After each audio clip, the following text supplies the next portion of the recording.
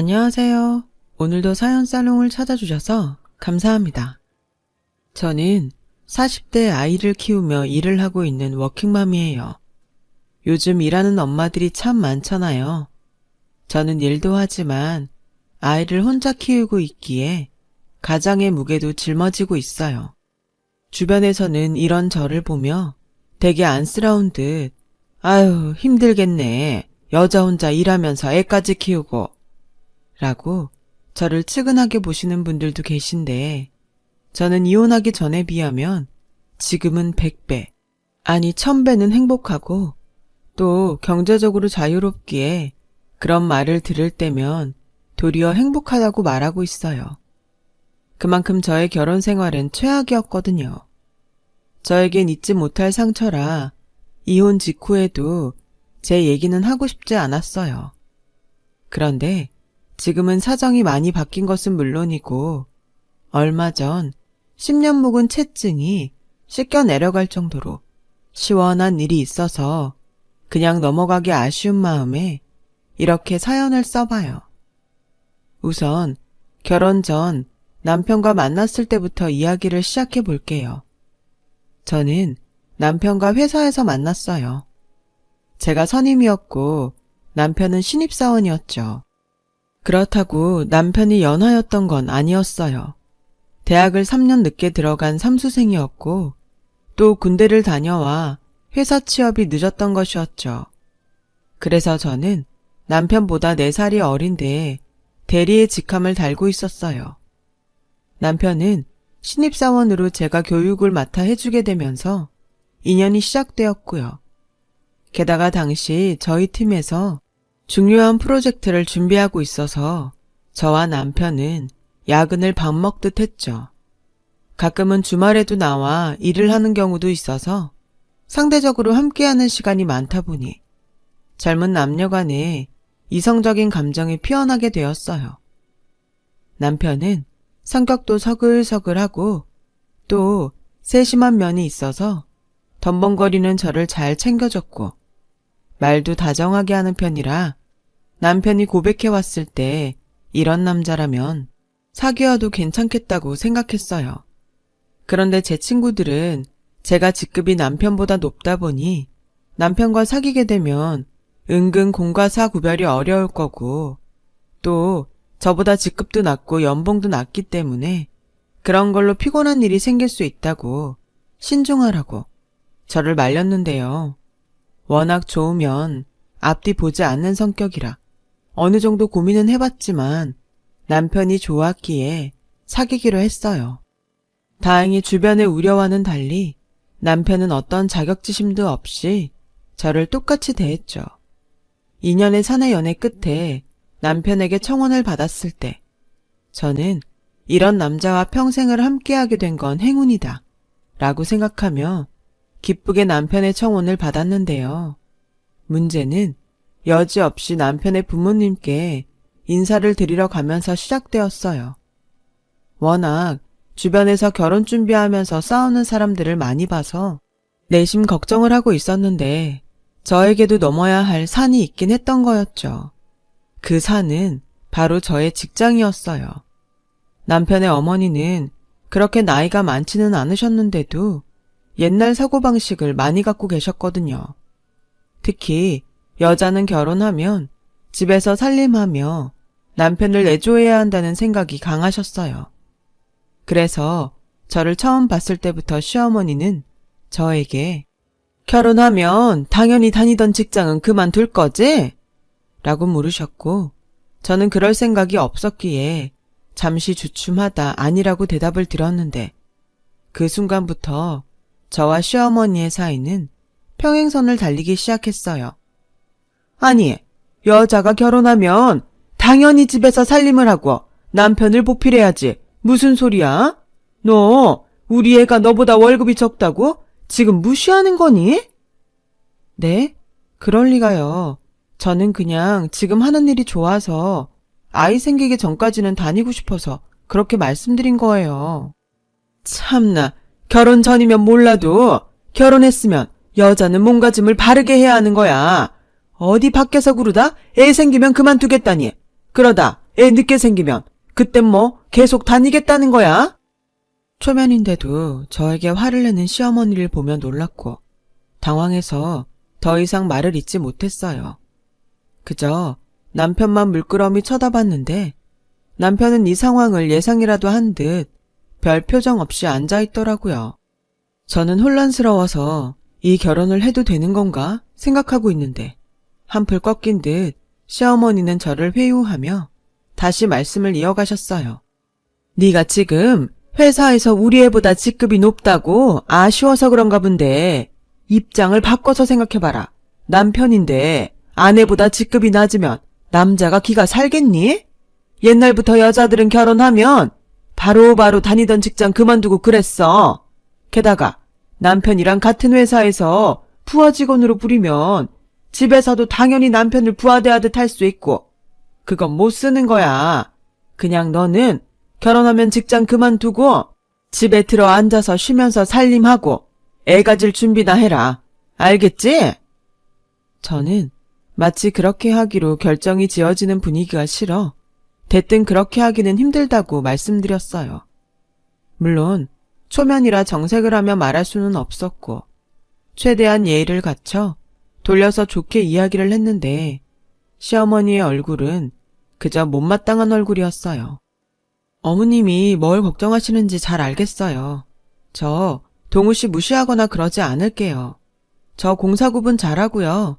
남편이 일 잘할 수 있도록 최대한 도울 거니까 직장은 계속 다니게 해주세요. 돕는다고? 내 아들이 어디 모자라니? 너 도움 안 받아도 우리 애는 승승장구 할 수 있어. 듣자 하니까 너 어른한테 예의가 없구나. 이쯤 되니까 저는 시어머니와 대화가 통하지 않는다는 것을 알게 되었고 여기서 물러나면 평생 이런 관계로 살아야 한다는 생각에 저도 고집을 부리며 버텼어요.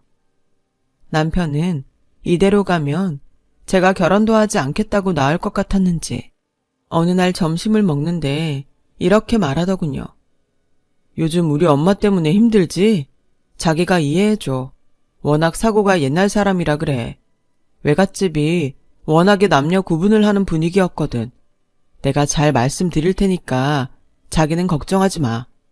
대신 자기도 아이 생기면 그땐 생각해 볼 수 있다고 했으니까 엄마한테 아이 생기기 전까지만이라고 얘기하려고 하는데 그건 괜찮지? 물론 자기가 일하는 거 좋아해서 그러고 싶지 않다는 건 알지만 애가 생기면 애도 중요하잖아. 남의 손에 맡기는 건 나도 좀 싫고.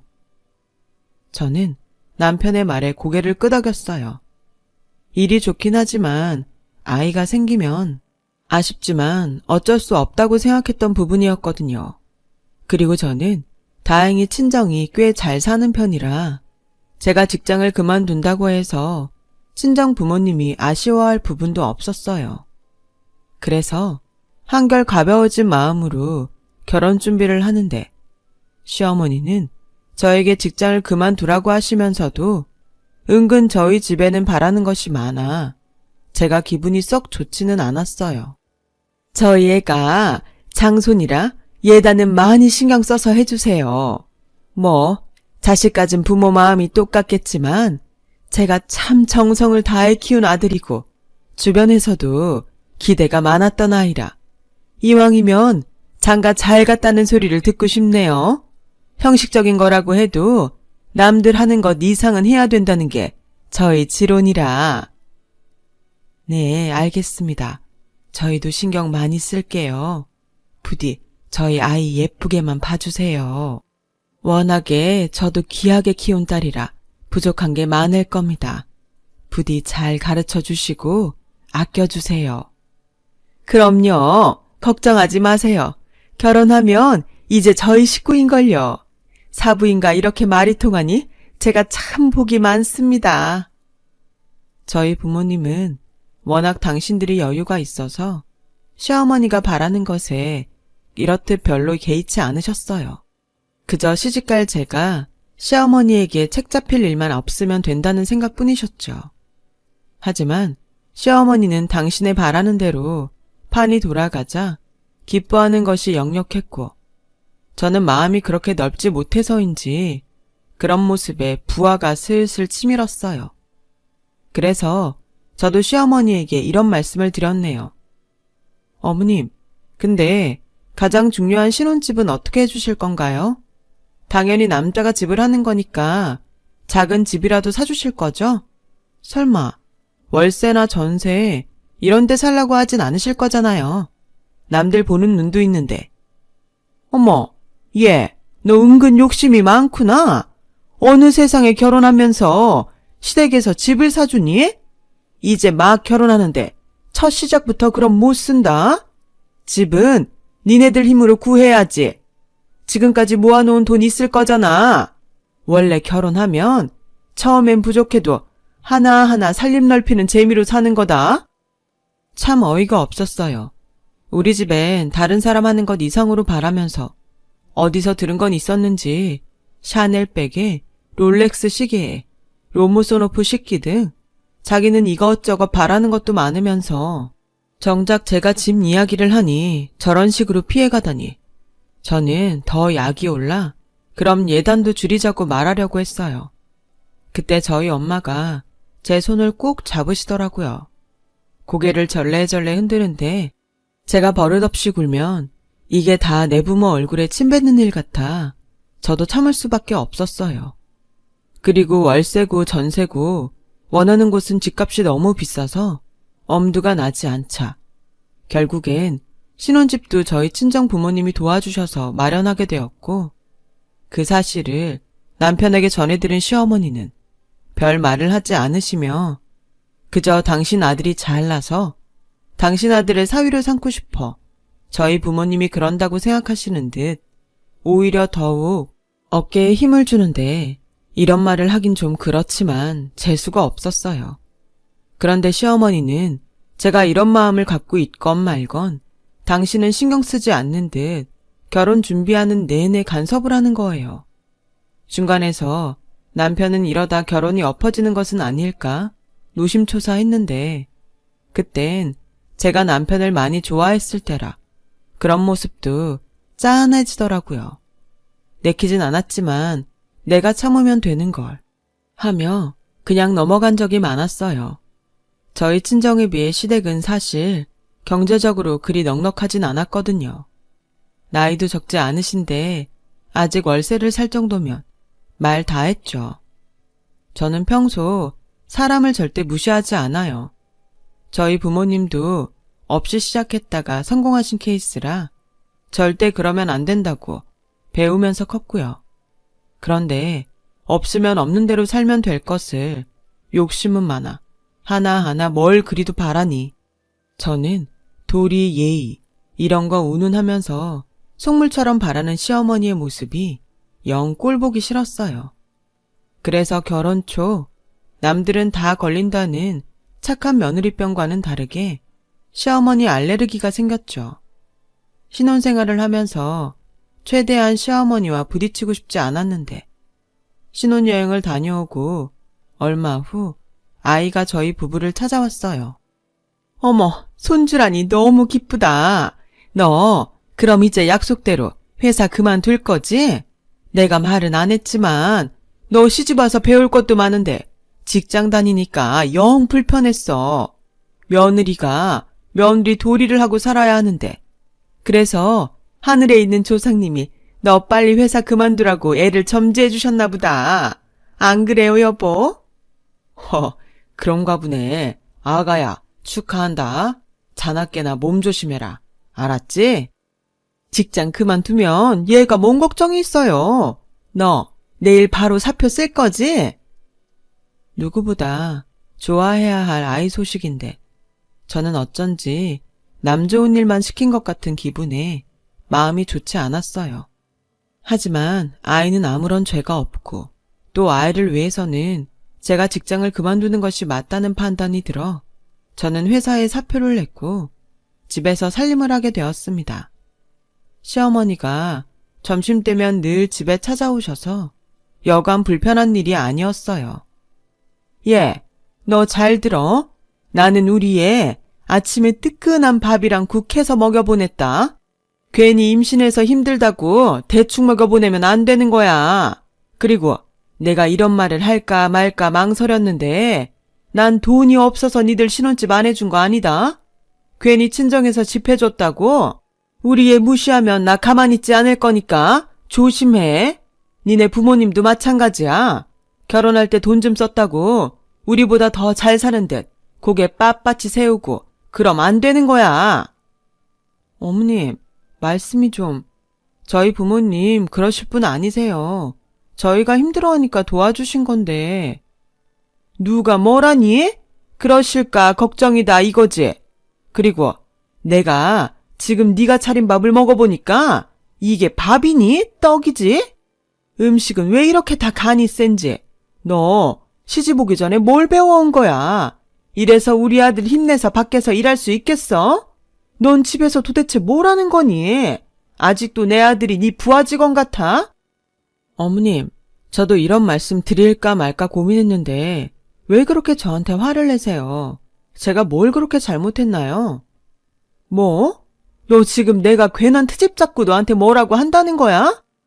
네, 저는 어머님이 매번 저 볼 때마다 화를 내고 뭐라고 하시니까 그냥 제가 싫어서 그러는 것 같아요.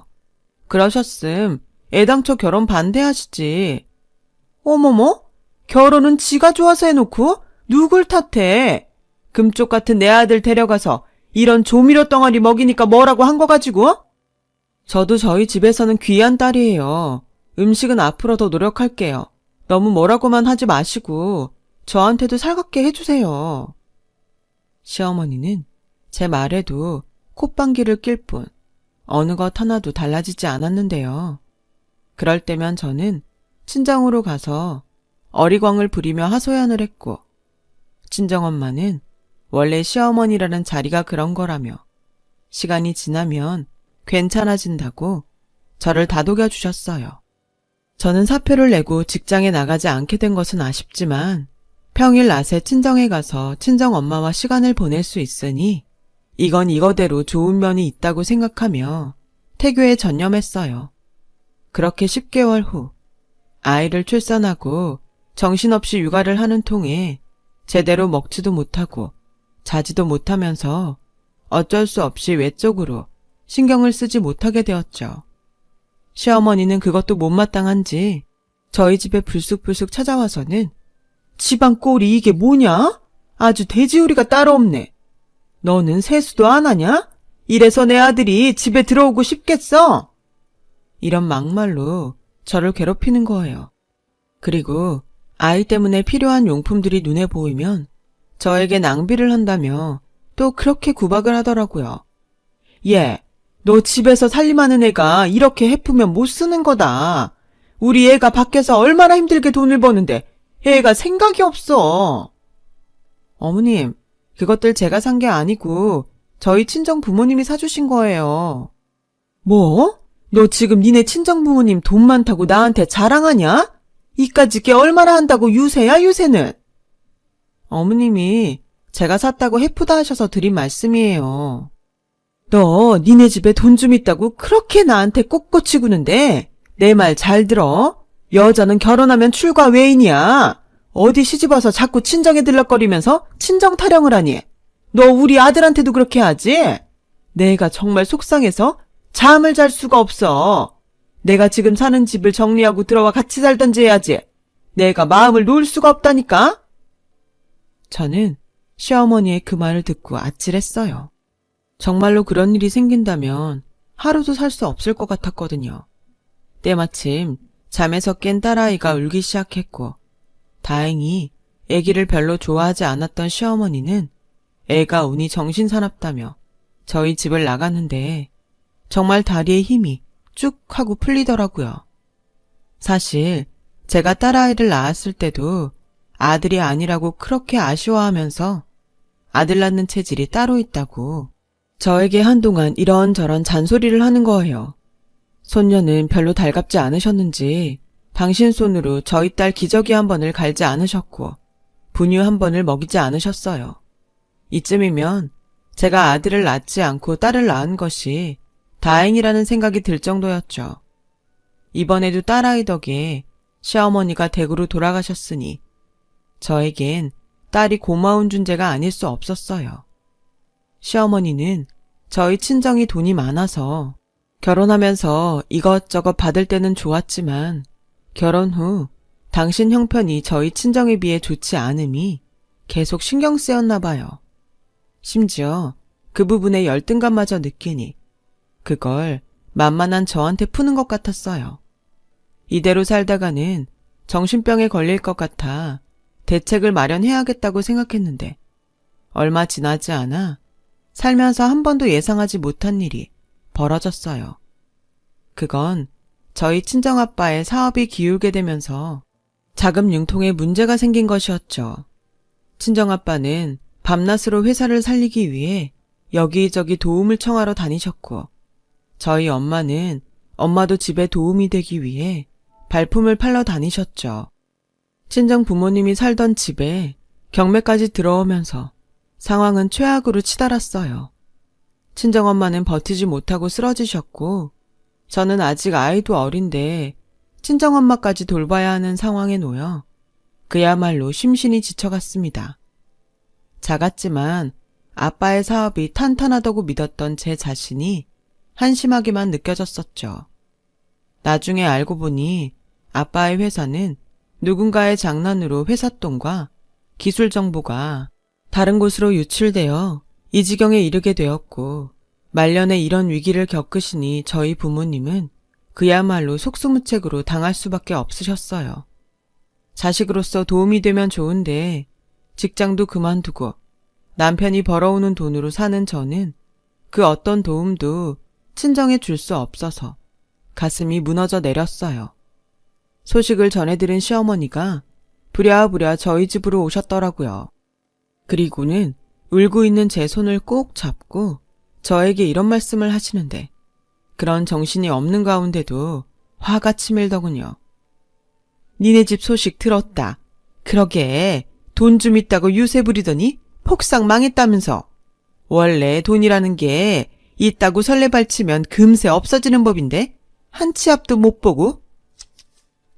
어머니, 지금 그런 말씀을 저한테 하시는 이유가 뭐예요? 그리고 저희 부모님이 언제 돈 있다고 유세를 부렸는데요. 정말 해도 너무하세요. 뭐? 너무해? 내가 상황이 이렇게 됐으니 툭 까놓고 말아마. 혹여라도 이 집 니네 부모님이 해줬다고 홀랑 어쩔 생각 하지도 마라. 준 건 준 거잖아. 그리고 앞으로 너는 친정하고 연 끊어라. 이제 막말로 망한 집구석인데 엮여봤자 좋을 게 뭐가 있어. 세수만 없지. 내 말 고깝게 듣지 말고 내가 시키는 대로 해라. 이제라도 시댁 눈치 보면서 며느리 노릇 똑바로 해.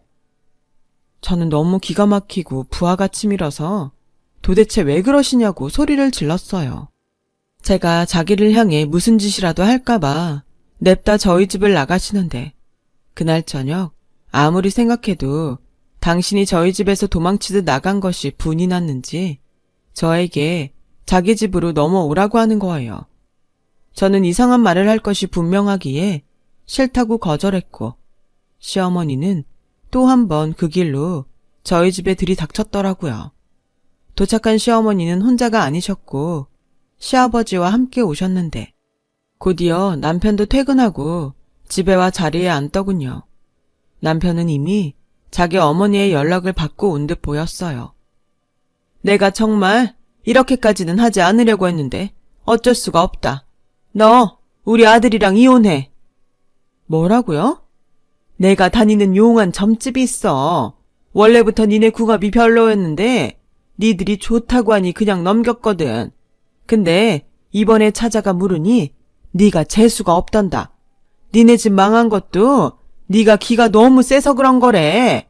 널 계속 우리 집에 데리고 있으면 그 화가 결국 우리한테로 옮겨온다니 어쩌겠니? 우리까지 망할 수 없잖아. 그걸 지금 말이라고 하세요? 그리고 시댁이 망할 뭐가 있긴 해요? 은주 아빠, 무슨 말이라도 해봐. 미안해. 나도 좀 지친다. 뭐? 요즘 나랑 당신 부부라고 뭐 있긴 하니? 당신은 애나 보고 나 잘 챙겨주지도 않고 게다가 처갓집 저렇게 되고 당신 눈치 보는 것도 힘들고 나 미안하지만 헤어지고 싶어. 들었지? 내 아들도 이젠 너 싫대. 그러니 너는 애 데리고 이 집에서 나가라. 제가 왜 나가요? 나가려면 이 사람이 나가야죠. 이 집 저희 부모님이 해주신 집이잖아요. 말은 똑바로 해야지. 여태 누구 덕에 먹고 살았니? 너 결혼하고 곧장 애 생겨서 직장 그만뒀잖아. 여태 공짜로 먹고 놀았으면 너도 염치라는 것이 있어야지. 어차피 이 집 명의도 우리 아들 앞으로 되어 있잖아. 싫으면 뭐 법으로 해보든가. 우리나라가 이래서 명의가 중요한 거야. 서류 정리도 우리 쪽에서 할 테니 넌 도장이나 찍어. 알겠니? 순순하게 협조하면 내 돈 100만 원은 기부하는 셈 치고 내주마. 사실 저희 부모님이 남편 기 살려주겠다고 집을 장만해 주시면서 남편 앞으로 명의만 해주지 않으셨으면 이럴 일이 없었는데, 그러면 안 되지만 상황이 이렇게 되니 저도 저희 부모님이 원망스럽더라고요. 그리고 저는 거의 쫓겨나듯 아이와 함께 집을 나오게 되었고, 언젠가 복수하겠다는 독을 품고 그대로 경매 중인 친정으로 갔어요. 친정엄마는 몸져 누워있다가 연락도 없이 온 저를 보고 깜짝 놀라셨죠. 이혼을 강요받고 집도 뺏긴 채 쫓겨났다는 제 말에 혼절하다시피 하셨어요. 잠시 후 조금 기력을 차린 엄마가 저에게 장롱 속 엄마의 오래된 가방을 가져오라고 하셨어요. 이거 엄마가 모아놓은 비상금이야. 너 이거 가지고 가서 적당히 지낼 곳 찾아봐. 그리고 엄마는 아는 사람 중에 유명한 변호사가 있으니까 그 집 되찾을 방법 없는지 엄마가 알아볼게. 엄마, 언제 이런 돈을 모았어? 그리고 내가 이 돈을 어떻게 써? 집도 곧 경매에 넘어갈 것 같다며. 얼마 안 돼. 차라리 그 돈이 많아서 네 아빠 도울 정도면 원이 없겠다. 서울은 힘들어도 서울 외곽은 그 돈이면 그래도 너랑 은주 지낼 곳은 찾을 수 있을 거야. 싫어. 내가 엄마 아빠를 두고 어떻게 그래. 우리 같이 있자. 차라리 내가 이 돈으로 엄마랑 같이 살 집을 구할게. 엄마도 이 집 넘어가면 갈 곳 없잖아. 저와 엄마는 서로를 부둥켜 안고 한참을 울었어요. 이런 일로 엄마랑 울 일은 상상도 하지 못했는데 저는 모든 것이 악몽 같아 잠을 자면서도 제발 꿈이길 바랬죠. 현실은 냉혹했고 저는 현실을 받아들이고 다시 일어설 수밖에 없었어요. 그들에게 복수를 해야 했으니까요. 저는 그 후 경기도 수원 쪽에 작은 빌라를 얻어 엄마를 모시고 조촐하게 이사를 했어요. 그리고 어떻게든 부도를 막아보겠다고 애를 쓰는 아빠를 도와 일을 하기 시작했어요. 1년 정도 정말 온갖 고생을 하니 희망이라는 것이 보이기 시작하더라고요. 아빠의 사정을 뒤늦게 한 아빠의 지인 사장님들이 아빠의 회사를 다방면으로 도와주시기로 하셨거든요. 평소 인간관계를 중시했던 아빠의 인복이었어요.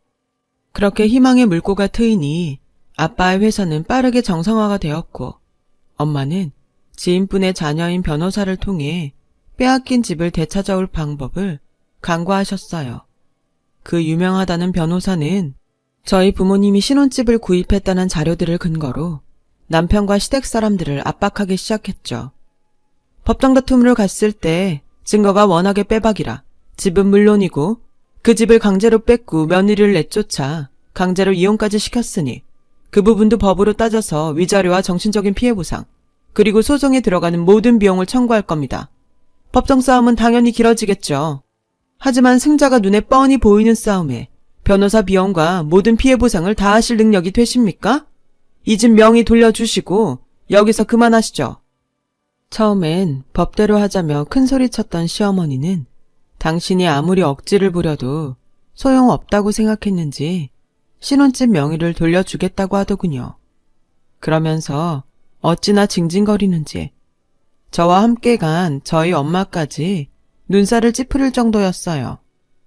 정말 더럽고 치사해서 한 번 줬으면 그만이지 망했다고 하더니 아주 돈이라면 물불을 안 가리는구만. 저희 시어머니는 집 명의를 돌려주면서 배가 아픈지 억지를 부리며 소리를 질렀어요. 돈이라면 눈에 불을 켜는 사람이 누군데. 저는 어차피 이혼도 된 마당에 싸우고 싶지 않아 걔가 왕왕 짖는구나 하고 넘기려 했는데 평소 온화하기만 했던 엄마가 시어머니에게 다가가더니 짝 소리가 나게 뺨을 치셨어요. 어머, 당신 지금 나 때렸어? 그래, 때렸다. 왜? 폭력으로 고소하게? 그래, 해. 어디 감히 내 딸한테 그런 막말을 하고 내쫓을 수가 있어. 당신이 그러고도 사람이야. 내가 내 딸한테 잘해주라고 말도 안 되는 예단도 다 해줬고 네 아들 기죽는다고 난리치길래 사위 기살린답시고 그래서 사위 이름으로 한 거였어. 되먹자는 속물 같은 인간하고는. 처음 보는 엄마의 모습에 놀라기도 했지만 통쾌했어요. 엄마와 함께 집에 오면서 제가 열심히 살겠다고 다짐했죠. 그날 저녁 아빠가 저에게 이런 제안을 하셨어요. 우리 딸 그동안 고생 많았다. 이제 회사도 예전처럼 운영할 수 있게 되었고 집도 곧 더 좋은 곳으로 옮기려고 아빠가 알아보고 있어. 고생은 무슨, 나보다 아빠가 더 많이 고생했죠. 그동안 많이 힘드셨을 텐데 우리 아빠 정말 존경해요. 이렇게 버티고 또 회사를 예전처럼 돌려놓으시고. 우리 딸 없었음 아마 힘들었겠지. 네가 열심히 도와줘서 아빠도 힘을 낼 수 있었다. 그리고 옆에서 일하는 너를 보니까 아빠가 든든했어. 그래서 하는 말인데 너 아빠랑 같이 일하지 않을래? 아빠도 많이 늙었잖아. 몇 년 더 너랑 같이 하고 너한테 회사 물려주고 싶은데. 저는 형제가 없다 보니 어쩌면 회사를 제가 맡게 될 수도 있다는 생각을 종종 했었어요. 그래서 가업이라고 생각하고 열심히 배우며 일을 도운 건데 아빠가 그런 제안을 하시니 회사를 맡아 잘 키워봐야겠다는 생각이 들더라고요. 그래서 아빠에게 좋다고 했고 그 후 2년 정도는 정말 일하는 재미에 푹 빠져 지냈습니다. 감사하게도 예전보다 더 많이 수입을 내는 탄탄한 회사가 되어갔어요. 그 기간 딸은 엄마가 도맡아 키워주셨죠. 저는 수입이 생겨 조금씩 돈을 모아 자산이라 여겨지는 아파트를 두어 채 사두었어요. 부동산에 전세로 내놓은 집을 월세에 들어오고 싶은 사람이 있다며 연락을 해왔더라고요. 아들을 결혼시키면서 얻는 집이라 잘 부탁드린다고 양해를 구했다고요. 약속한 날짜에 도장을 가지고 부동산을 찾았고 주차할 곳이 없어 시간을 조금 지체하다 겨우 부동산에 도착했는데요. 세입자라는 사람을 본 순간 저는 그 자리에서 깜짝 놀라지 않을 수가 없었어요. 제 아파트에 월세로 들어오겠다고 한 사람이 글쎄 제 전남편이더라고요. 그 자리엔 시어머니도 함께 있었어요.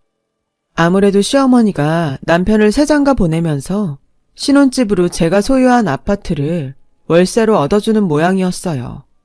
물론 주인이 저인 줄은 까맣게 몰랐겠죠.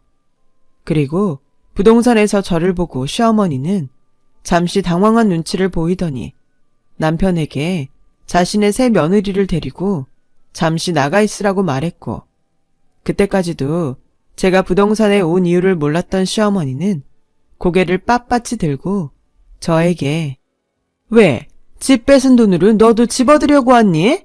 재수없는 것. 뭐라고요? 지금 말 다 했어요? 그래, 다 했다. 내 아들은 너랑 헤어지고 교사랑 재혼한다. 거봐, 너 하나 없어지니 우리 집이 아주 활짝 폈어. 아, 그러세요? 그럼 활짝 피셨으니까 집 계약은 안 하셔도 되겠네요. 그렇죠? 뭐? 그게 무슨... 저기, 두 분이 아시는 사이세요? 이분이 집 주인이신데. 뭐라고요? 어떻게 그 고급 아파트 주인이 제일 수 있어요? 뭐가 잘못됐겠죠? 쟤네 폭삭 망했는데?